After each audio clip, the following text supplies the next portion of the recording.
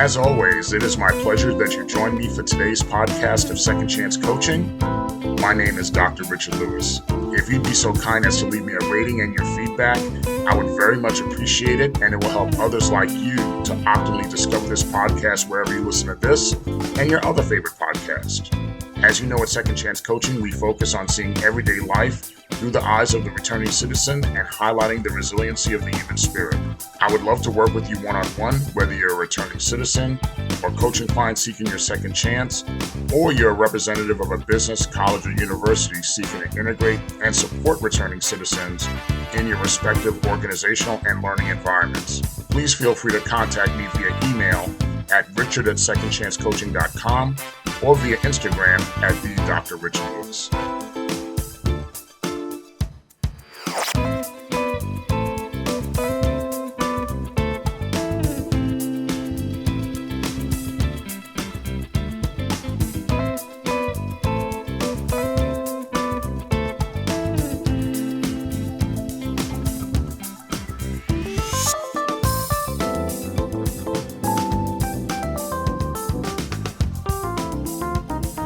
Welcome again to another edition of Second Chance Coaching.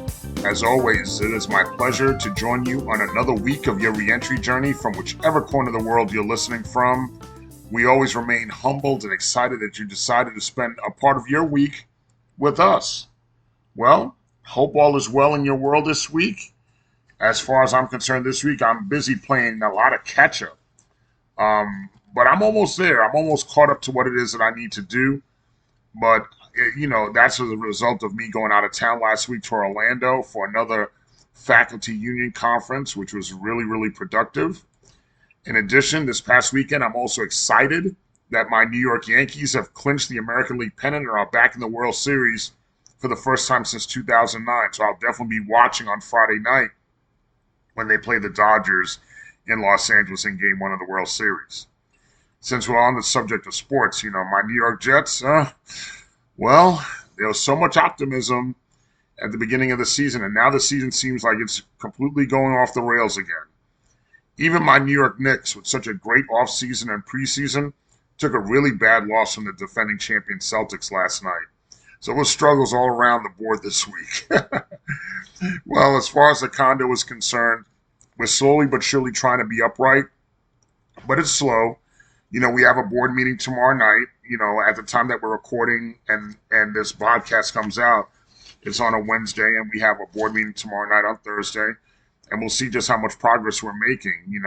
As this property management company, as I've told you before, it's on real thin ice with us.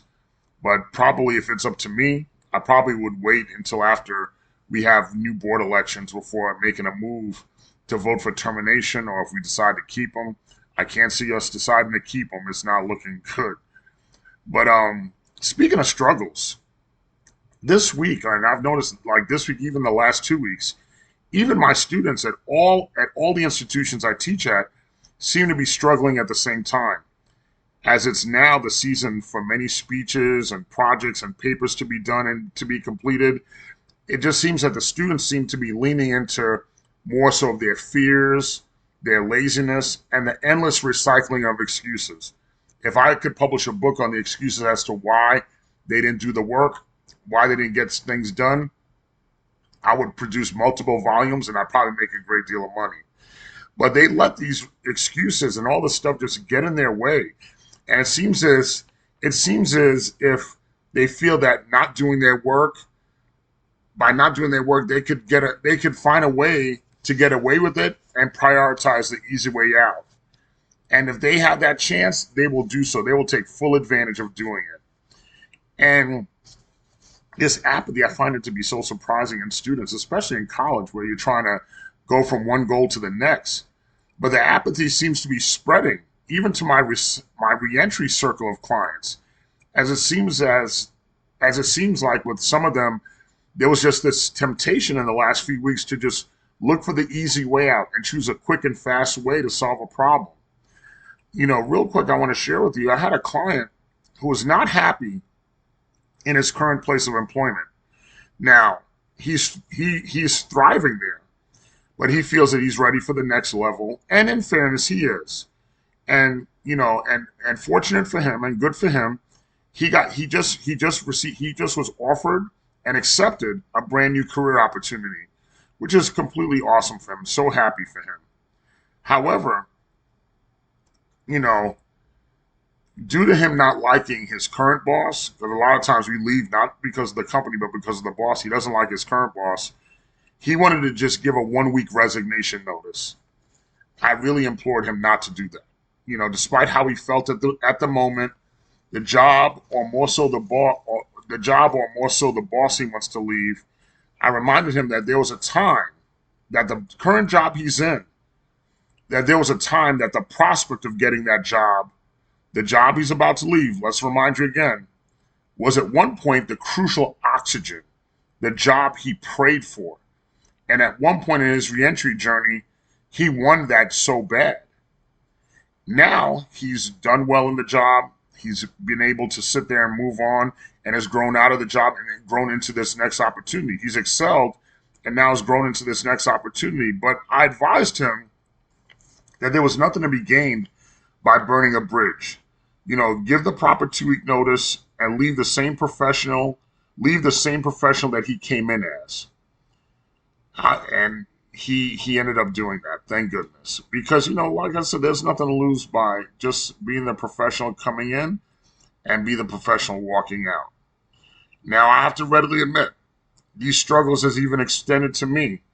As we enter into the last half of this term, or we're getting through the last half of this term, we got about 6 weeks left in this term. There's been so much juggling I'm doing.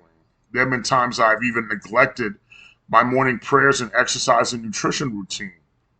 I remember there was a time, and I feel bad saying that because my prayers, exercise, and nutrition routine are so important to me. But I remember there was a time that I was sitting in my office and I was just mentally spent, and I was sitting there, and I just looked up in an attempt to find strength or just to take a deep breath and relax my mind. And then I fixed my eyes on a portrait that's high above in my office. And it's a portrait of an eagle perched on a cliff, looking down on the world as if it has domain over everything in its sight. And it really does look like that. That's why I love that portrait so much. At that time, I had to say, at that time I had to say that looking at the eagle, it was time for me to be of that status, to see the world as the eagle sees it, and then graduate to live in the world as the eagle lives in this world. So I want to see it, I want to realize it, and I want to live that. A lot of us see, especially here in the United States, that the eagle is a symbol of freedom and independence. Now, research tells us that there are even more relatable-ish characteristics of eagles that are qualities we admire and strive to be as. Let me share some of these characteristics with you. Number one, an eagle has vision. Eagles have excellent eyesight, and they can see up to 50 miles away very clearly. Fearlessness. Eagles are fearless and don't give any deference to their opponents. Number three, tenacity. Eagles are tenacious and enjoy difficult challenges. Number four, eagles don't eat dead meat. They only eat from the prey that they have killed, that they have hunted themselves. Number five, vitality. When it comes to success, eagles stay prepared by always reinventing themselves. Number six, flying high. Eagles can fly up to 10,000 feet. And number seven, protecting their young. Eagles protect and nurture their offspring. All these sounds like somebody that you know, right? Probably somebody is you. Number eight, personality. Eagles are outgoing, confident, and direct. They're assertive and take charge and are able to launch initiatives for better results. And looking at this research, I got reinvigorated at that moment in my office. And I looked up and I saw some more stuff that I looked at. And I found there are 7 leadership principles, or they're called eagle leadership principles, of course, that are connected to the way eagles are. written by Dr. Myles Munroe. And those principles relate to the characteristics that I just mentioned. And those principles are as follows. Number one, eagles fly alone sometimes at high altitudes. And what does that say to us? That says to us that eagles stay away from other birds. They stay away from sparrows or ravens or people that can't fly like the way they're flying. Eagles fly with eagles. Number two, we said eagles could see out, could see so far away. But eagles have strong vision. They could focus on an object up to 50 kilometers away. And what does that say to us? That says to us to continually have a vision and remain focused no matter what the obstacle is, and you will succeed. Number three, eagles do not eat dead things. And what does that say to us? It says to us to be careful what you feed your eyes and your ears and your mind with. Be careful what it is that you're taking in and you're absorbing. Number four, eagles love the storm. We can use the storms of our life to rise us to greater heights. That's what that says to us. Number five, eagles will test before trust. So let's say that again. Eagles will test before trust. So what does that say to us? Whether in private life or business, one should test commitment of people intended for your partnership. Find out what the person's really all about. Number six, when they're ready to lay eggs, the female and male eagle identify a place very high on a cliff where no predators could reach.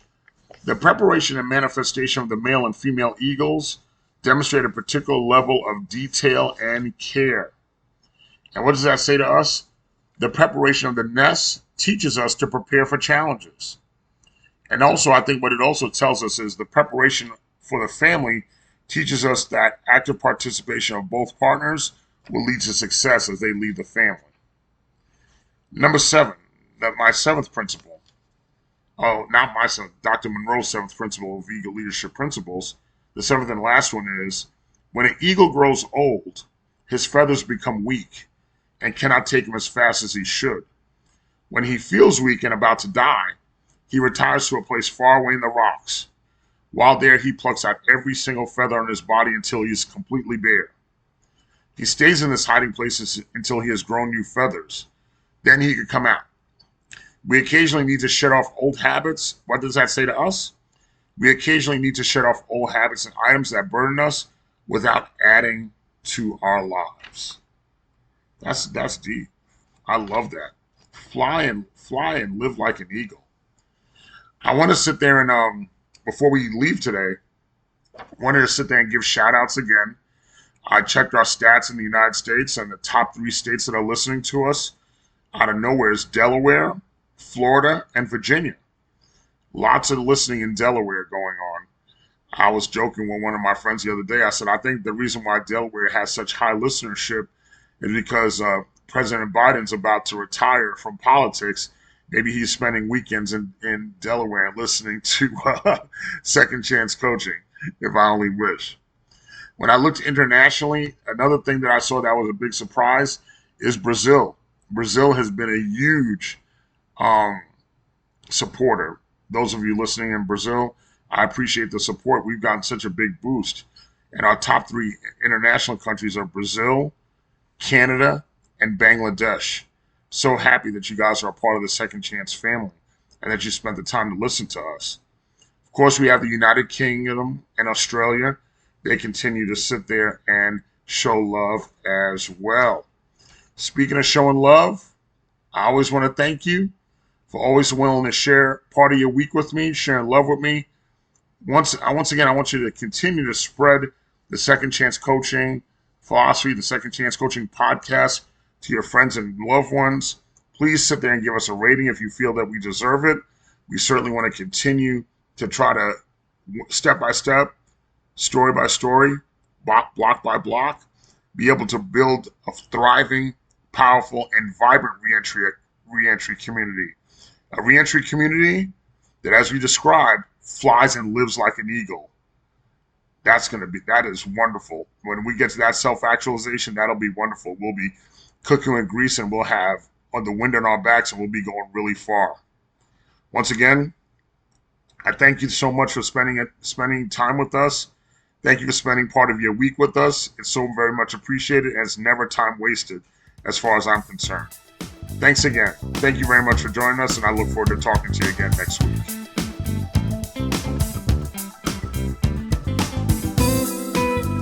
Thank you again for joining us here at Second Chance Coaching. In addition to coaching services for individuals and businesses, I'm also available for speaking engagements and workshops on criminal justice reentry, human resources, as well as organizational culture and leadership. Feel free to email me at richard@secondchancecoaching.com, as well as connect with me on Instagram at @DrRichardLewis. Remember, every day you are given this opportunity for your second chance, and I know you'll make the best of it. I love you all, and I look forward to connecting with you next time here at Second Chance Coaching.